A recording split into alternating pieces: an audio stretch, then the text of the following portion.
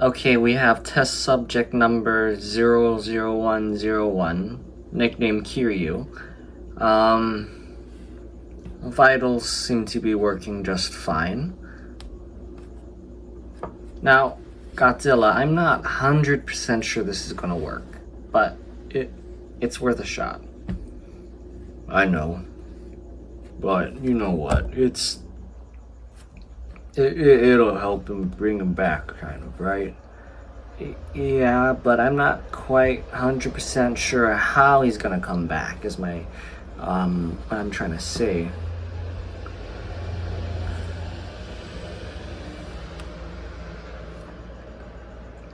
Alright, Jet, let's turn him on. Okay, if you say so. You guys may want to stand back.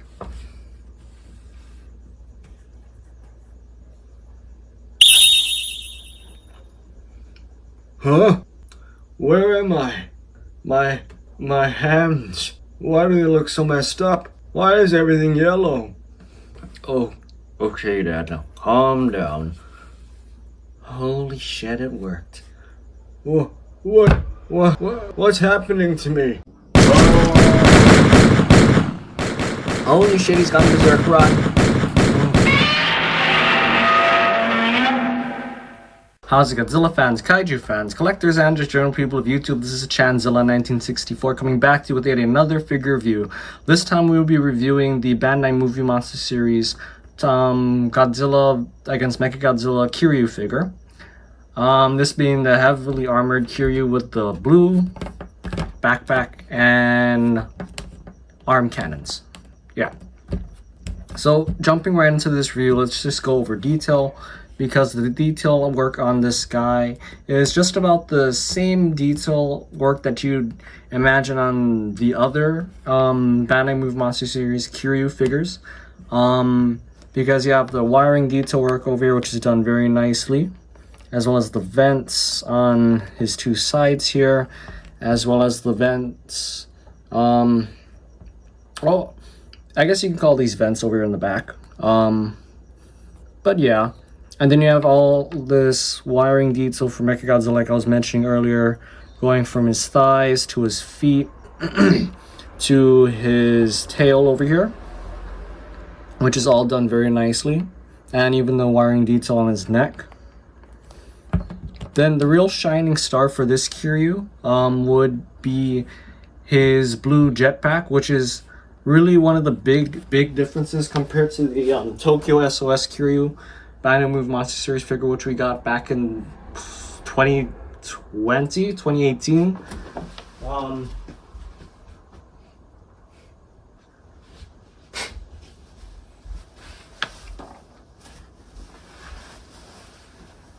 But yeah, we'll go over that comparison at the very end of this video.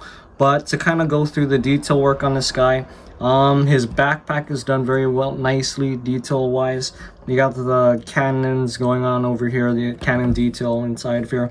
You have some panel details on the side over here. While it may not be as crisp as I may have liked it, it's still pretty good, and it does the job for a 6-inch vinyl figure. Then his arm cannons are kind of similar to how the Godzilla against Kiryu Mechagodzilla, or Godzilla Tokyo SOS Kiryu was done, where his cannons, or the part where the blasts come out from, are attached to his hand over here. So that's nothing new, but this part over here is a little different, where his wire is connecting straight into his arm. Which is, I mean, we got the wire detail, but it's kind of, the wire kind of molds into the vinyl, especially over here. But yeah, it's just a small nitpick with detail. And then my other nitpick with detail would be, or I guess this would be a paint thing, which we'll be covering actually right now, because the paint on this guy, I'm pretty sure you guys saw one good thing and one bad thing about the paint. The good thing is how nicely the arm cannons and the backpack is painted, because the blue that they use for this is actually really nice, and I think they picked the perfect paint for it. kind of a nice azul color. And then the only other places with paint would be this gray part for his cannon, his eye, and he has the red line on his face over here, which they brought back. And then those are all the good things about the paint. Oh, plus the arrows on his knees. Now the bad thing would be, as you guys could see while I was going over the detail, his wiring is not painted at all. Not a speck of shading or different paint for the wiring. It's just left. Bandai just left it there, all silver, all throughout. So yeah, I mean, that's kind of a bummer on Bandai's end, even though I'm really glad that they painted the or that they put a lot of effort into the backpack paint, as well as getting the eyes right and the knees right. But I mean, they did it on all the other Kiryu figures. They decided to skip out on the dark gunmetal paint on this guy for the wiring.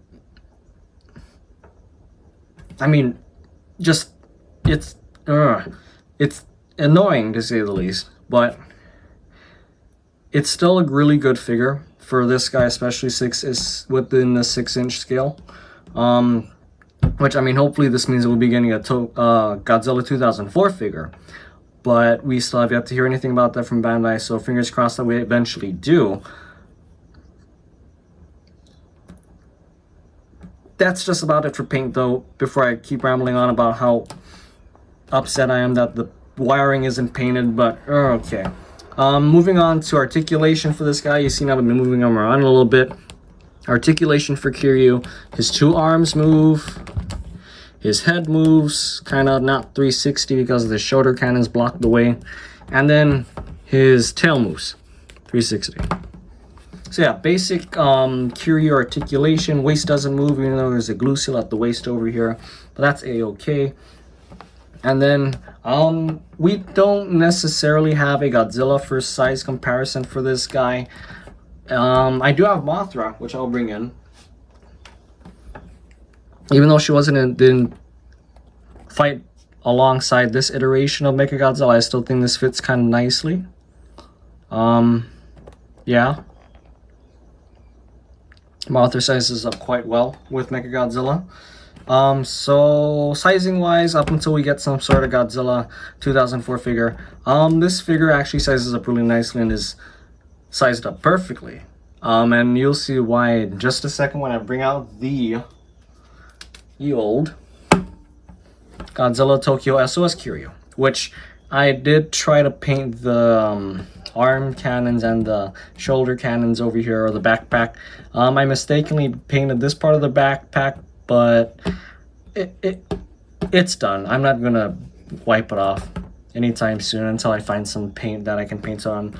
But just some differences with this guy when it comes on the sculpt. I mean, with paint, there's obviously bigger differences with the paint on these guys. I mean, right? Gunmetal, dark black gunmetal paint, no black gunmetal paint. Yeah. And then some differences with this guy sculpt wise would be obviously the backpacks and the arm cannons aren't the same over here. And then there's the tubing on this guy's arm cannons is a little more defined and better detailed, whereas this one's is just kind of one curved shape molded into the arm over here. So yeah.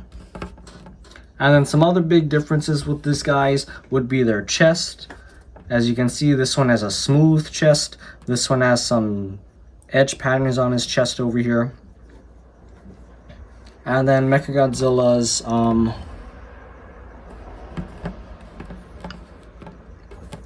well, I don't really know how else to put it, but oh, actually, before we get to that, he's missing the arm thing over here where his arm rotates and it can be a drill and all that good stuff.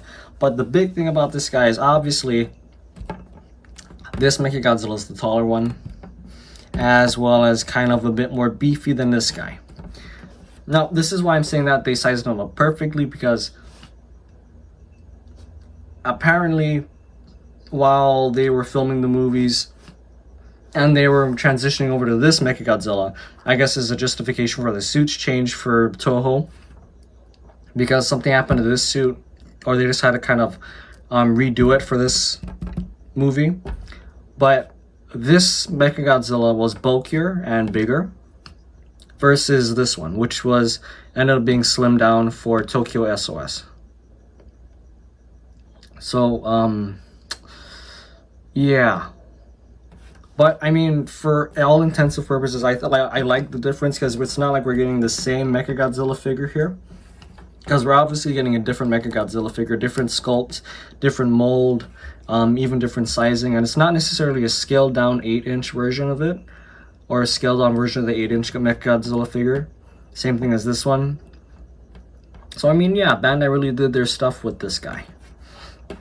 Now, what I recommend you guys pick up this figure. Most definitely, I would recommend you guys pick up this figure, especially if you guys are a big fan of the Mechagodzillas.